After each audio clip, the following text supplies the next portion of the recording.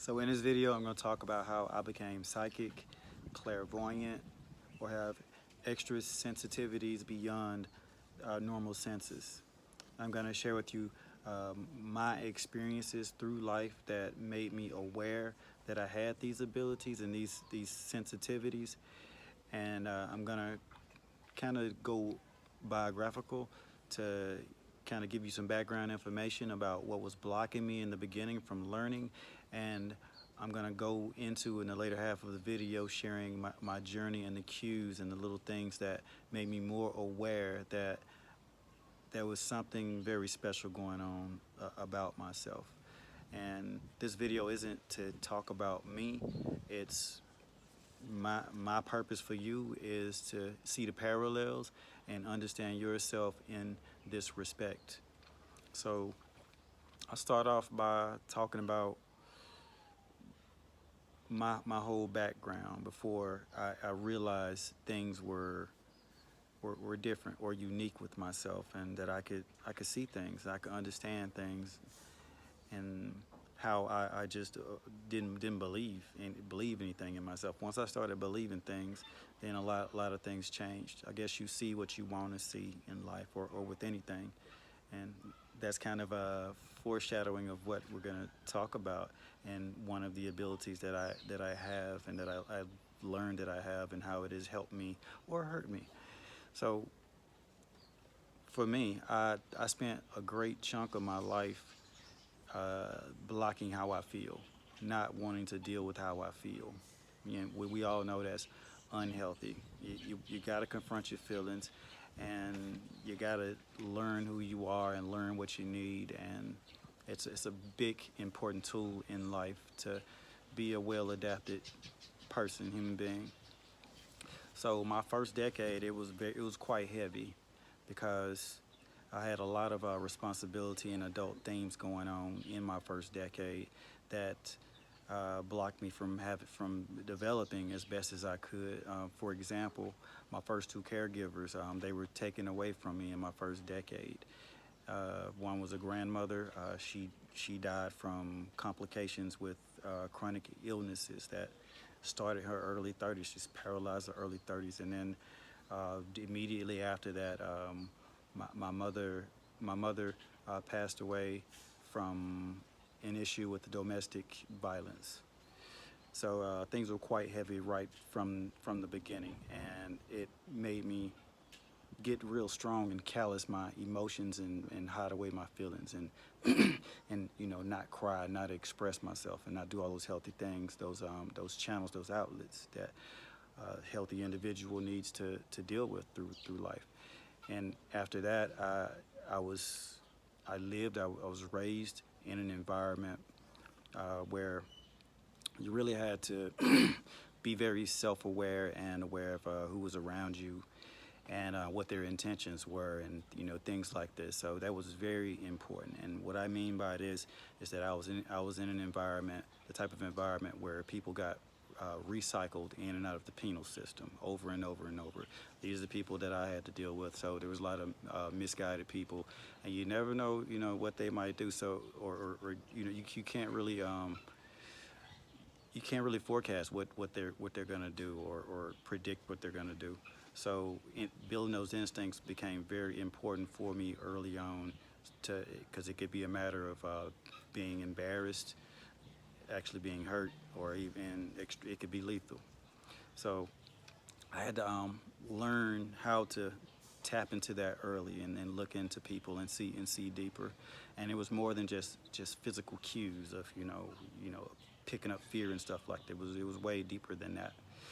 And I got quite burnt out in my middle teens of having to face that type of a thing.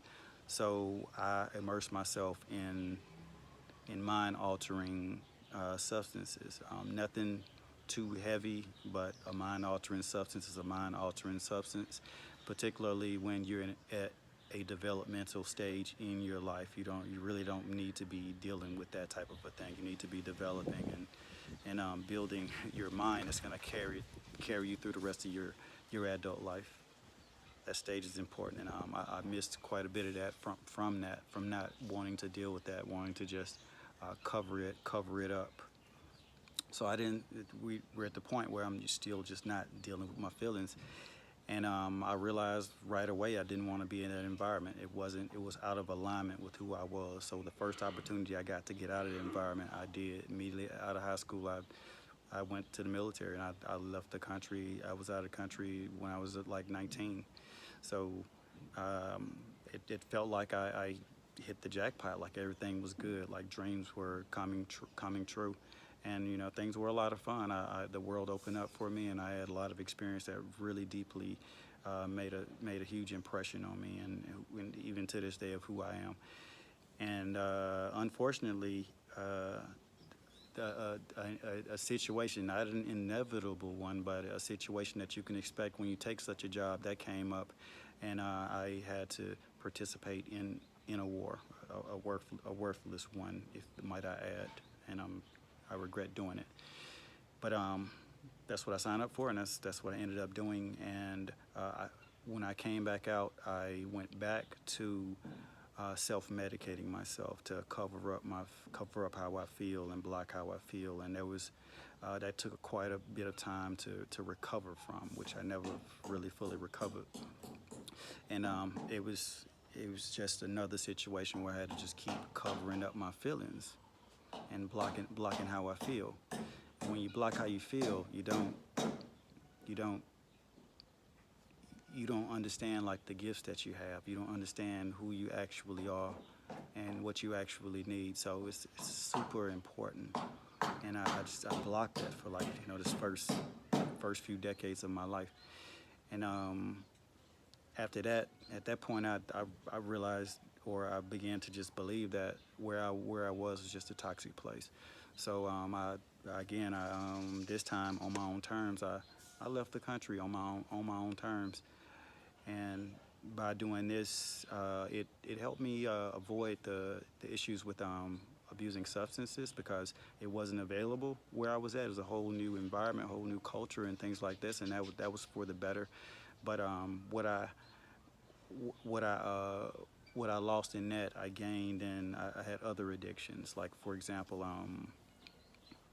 I replaced it with lustful addictions that began to preoccupy my mind and a lot of my time. And again, this can be far more potent than any substance that you can abuse. This, cause it could really do a lot of psychological damage that I'm just learning that now, at this point in life. And so I'm spending my whole life just covering things up and not facing things, not facing how I feel, not feeling how I feel, just not even feeling my own feelings. Just didn't want to feel them. They were just, for me, just too much responsibility and quite a bit of pain. So that's what was going on with that. And around this time, I became quite spiritually philosophically, and just curious about everything that was just a little bit out of reach of what people consider reality, or something that's in most people's normal consciousness. So I began to voraciously read about anything spiritual, anything esoteric, anything that is beyond the veil, that had any type of. My phone overheated, strong tropical sunlight. So I was talking about around that time, I began to really indulge and just had a voracious appetite for anything that was out of the ordinary about existence. And during this time, I began to, dip my feet into astrology. Astrology was one form of esoteric knowledge and insight that I dug into. Dug into a lot of other things too, but astrology was the one that really made one of the biggest impacts. And I'm going beyond that now today, because I feel that there's I don't want to become dogmatic with that, and I want to continue to learn, because I don't think it's the end all be all. I think it's a box just like any other box, and I don't think it's healthy to be trapped inside of boxes. So at that time, when I was just learning about astrology and how it worked, and I was aware that that I had. I'm a Pisces, and usually, if you're a Pisces, all the houses and the signs, they are almost aligned up with one another. For example, the 12th house, you'll probably have Pisces in the 12th house. You probably have Aries in the first house, and all of everything. And if you know about astrology, Aries is very resonant with the first house. Pisces is very resonant with the 12th house. So you're going to have a lot of signs. You can get pretty much most of your signs in the house that they're resonant with. And also, Neptune is one of the rulers of Pisces. So what had happened around 2018-19 astrologically was that Neptune was in Pisces. Neptune and Pisces, same type of resonance. 12th house, same type of resonance. But Pisces was in my 11th house partially, and it bleeded into my 12th house. So I wasn't getting the full effect of the resonance quite yet. That would come when Neptune went all the way into my 12th house, into Pisces. So there was it was like triple resonance of all of that energy. And you're probably wondering what type of energy that is. Pisces is about the unknown. It's about the spiritual and psychological mind, where they come together. It's about all those things that unify us, those things that blur reality, the things that are kind of hard to grasp and understand immediately. It's pretty heavy stuff. So to make a long explanation shorter, with it can make deep, hard to understand truths clearer, or it can put you in a position where you just have no idea where you are. You can get lost. So around that time, around approaching 2020, you know what was happening around 2020. So I don't need to say that, but during that time, I had the triple resonance going, and what I began to notice in my life and with myself was that the way I was seeing relationships were beginning to make a deep change, and they basically transformed in a way that was very unpleasant for me, particularly at first, and still is not that fun now. But basically, what I had learned through that transit and through that resonance of energy was that I wasn't respecting my romantic relationships, or I'm just going to call them romantic, but I wasn't giving them the proper respect that they deserved. And basically, I was objectifying my partners too much, rather than viewing them for the person that I should have been viewing them. And it was a huge wake-up call for me. And the way that played out for me, it started off with a couple of very embarrassing experiences that made me give more respect to that type of a thing. And then around right when the thing happened, 2020, I was in a couple of relationships or situationships that, girlfriends on trial, whatever you want to call that. And during those relationships, it put me in. I was been put in positions or situations where like, for example, without getting too explicit or revealing too much about my personal business, I would be with someone that I really thought I would love being with, and I just could not be there. I mentally just could not be there. And another, I experienced two back-to-back situationships or relationships where I had to just really face the humanity of that person in real life situations that really made me not be able to objectify or view them anything but for a person with very specific needs, and that required great sensitivity. And I realized that I was lacking a lot of those things, and it really made me look inside and made me really check myself. And long story short, it led me to taking up celibacy. I began to really overthink the whole thing. It was very hard to, and I enjoyed like the sensual experiences with that, but I can no longer do it. I overthought things to a degree where it's not even like it wasn't fun. It wasn't fun, but it was there, and I had to contend with it. I had to contend with how I felt. I had to deal with how I felt. I couldn't just ignore, how I felt. Even alcohol wasn't working anymore. The resonance was so much. I had to deal with my feelings and take care of my feelings and take care of what was going on with me mentally and emotionally and spiritually. So I went celibate. I went celibate about over 6 years ago. And in doing that, I learned a lot about myself. I learned how much energy I was wasting by through just the energy of sex, whether it was through my mind, whether it was through physically through my body, or just all the attention that I that I paid to it, and how much I lost. And I realized I was physically getting stronger, and I even like documented these things with previous videos about some of the practices that I was doing to utilize the new energy that I was getting and creating through the abstinence, or in part or in conjunction with the abstinence. And quite a few difficult life circumstances have happened around that this past span of 6 years, where there was a career change, there was a crisis, also that the energy that I told you, the triple layer of energy, the 12th house, Pisces, the Neptune, all of that open up some serious doorways or portals, spiritual energies and exposures that I probably hadn't dealt with, or it made me. I could not ignore anything anymore. They were just too blatant and too powerful to ignore. So I had to face these things and look at them and study them, or I couldn't just ignore them. It hurt. It spiritually hurt. It's for lack of better words.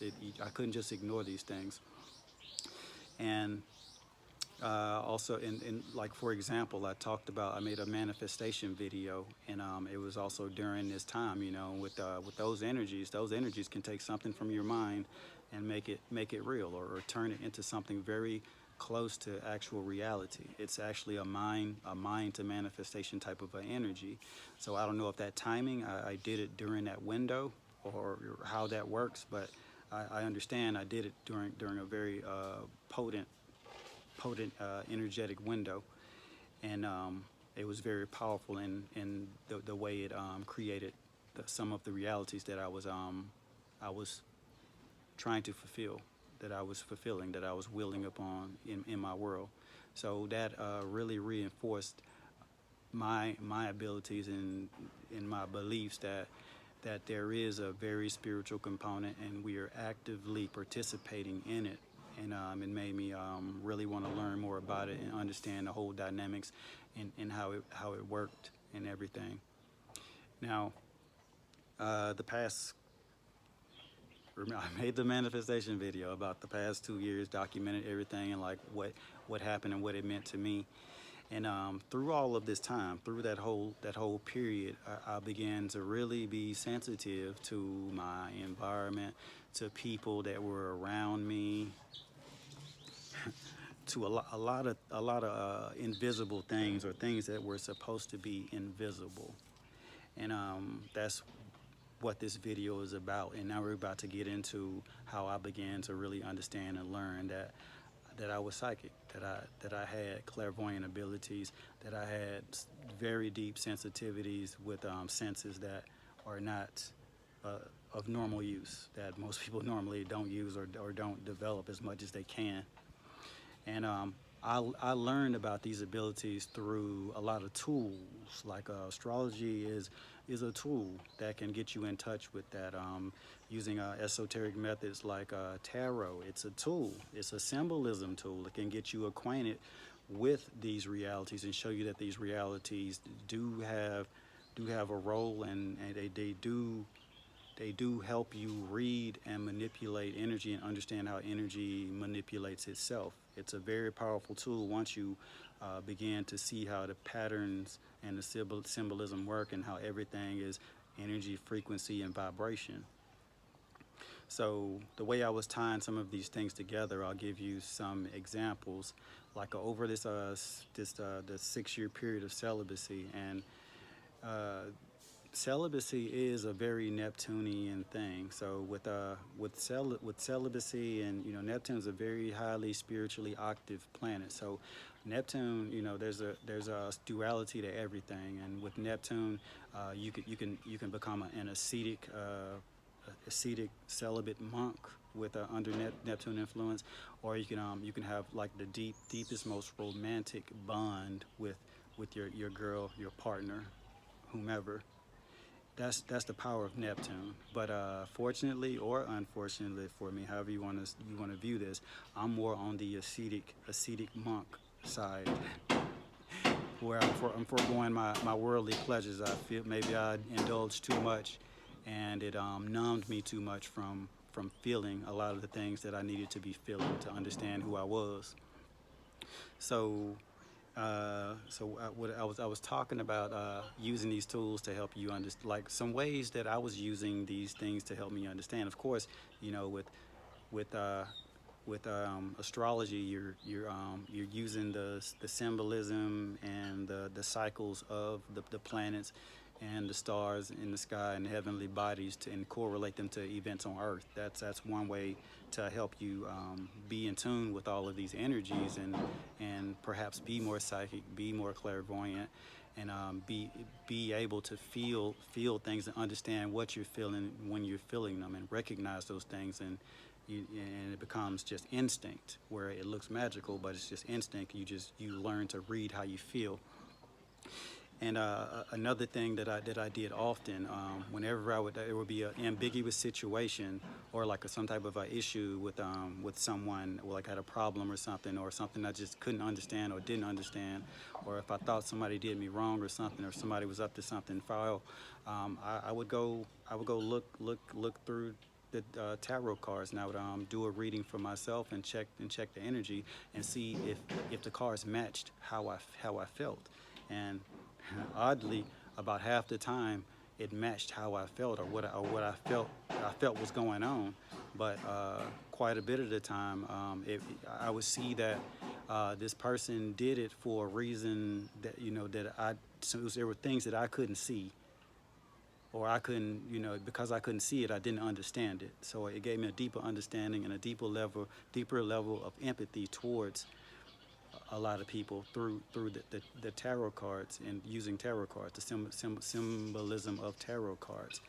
And I don't believe all of it, but if the story looks like it's a solid story, and it looks like it fits, you have to start not necessarily believing, but you got to start really paying attention and looking for where it could work out. And a lot of what you'll begin to, things become more truer and truer as you understand how the dynamics of the symbolism and the feelings you get from it align together. And you're looking for patterns, and not only patterns of what you see, but patterns of what you see and how they align with how you feel and how they make you feel.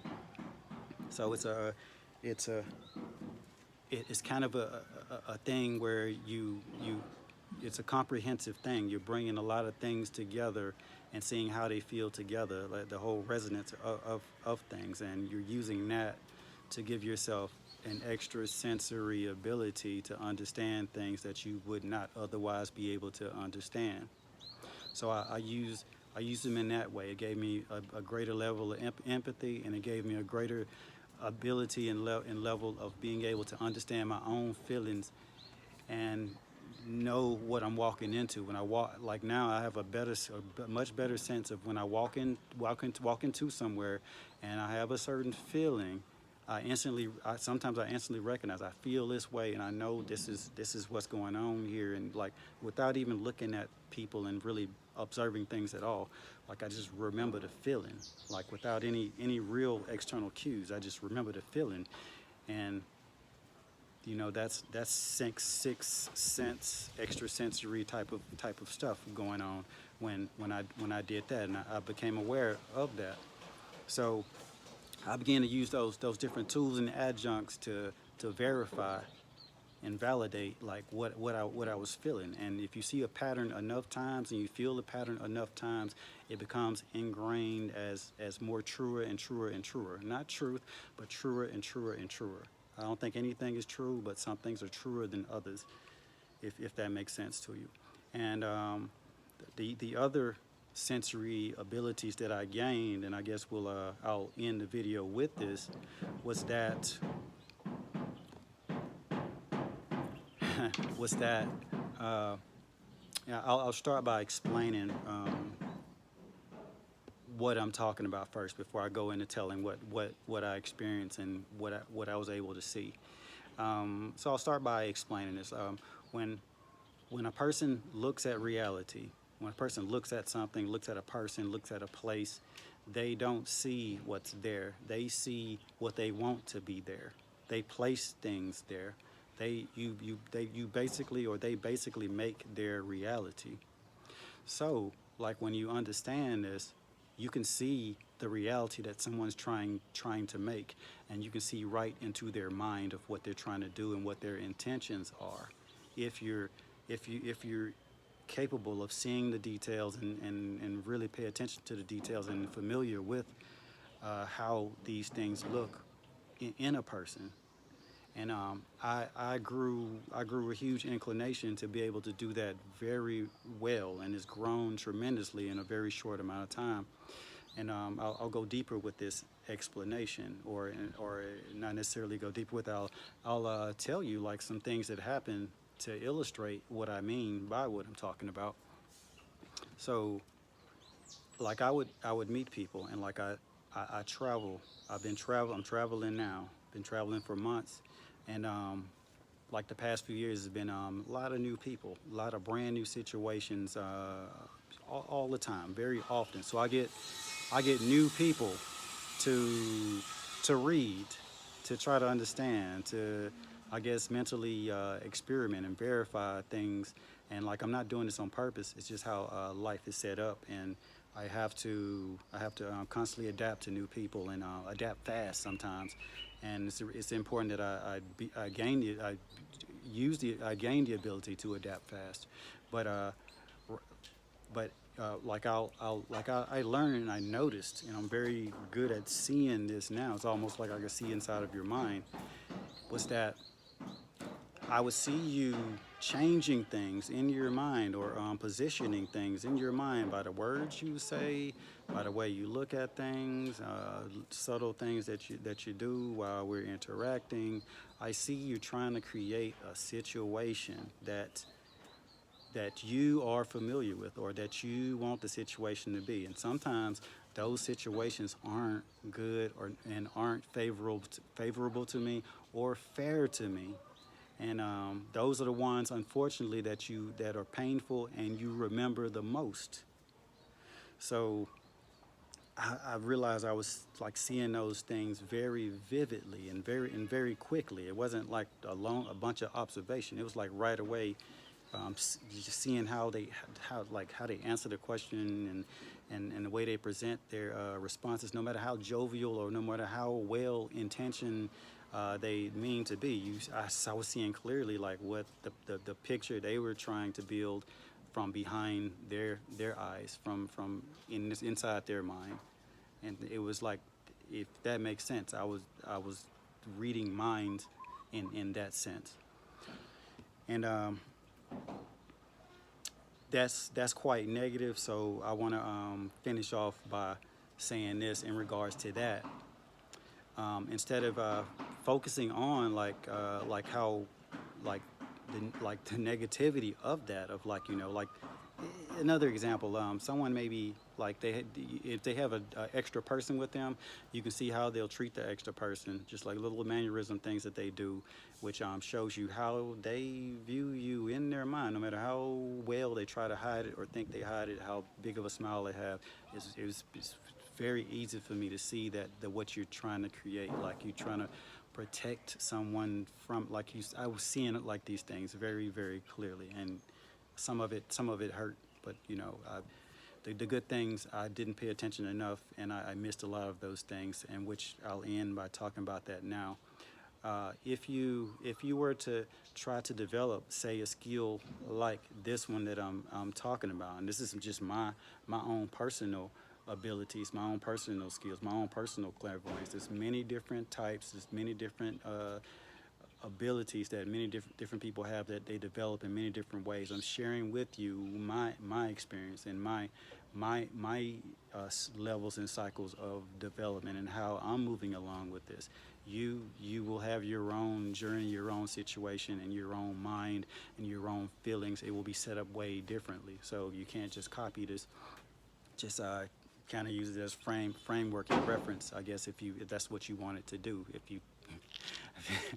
But what I'm getting at is, like, I could be looking for, like, someone, the good cues, someone looking for the best in me, someone looking to enrich my life and make me better, and them trying to set that up. And I guess I haven't seen that enough in order to match it with the reality and see it as often as I need to see it. Or I'm protecting myself by focus on those things that could possibly hurt me later, or energetically influence me in a way I don't want to be energetically influenced.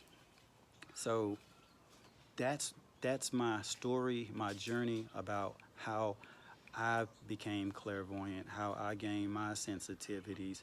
It all started with me not facing my feelings, my emotions, and covering them up and hiding them behind addictions of different kinds. And I use, like, the very cliche addictions. I talked about drug abuse or substance abuse. I talked about sex addiction, but also you can't overlook, like, overworking, where you miss your whole life from trying to chase material success or anything that you do out of habit. You just do out of habit just because you're used to doing it, because it brings you a good distraction, or it brings you a little bit of joy, or it helps you escape. And I guess it will be up to you to recognize which vice or which part of your life is the addiction, or is the obstacle that is blocking you from fully understanding yourself and having the best life possible. So thank you for watching. I love and appreciate you. Until next time, I hope you enjoyed the video. I hope you can take something from it. I hope it's relatable. And I would love to know some of your abilities and some of your key things that happen in life that really just ignited you and to made you understand that you were something very special, something very different, far from what you ever believed or understood that you were or could be. So again, thank you. Have a wonderful day. Next time, bye.